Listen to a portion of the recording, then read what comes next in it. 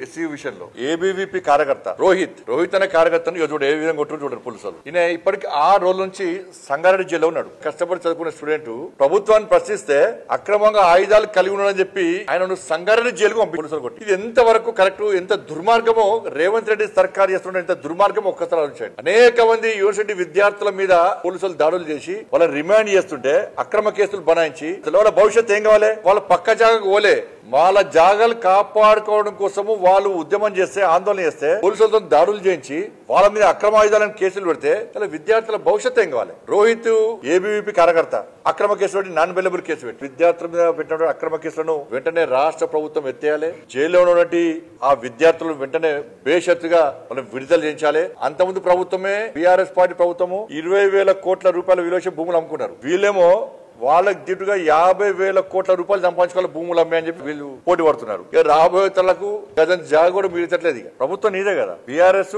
Congress ఒకటేనే.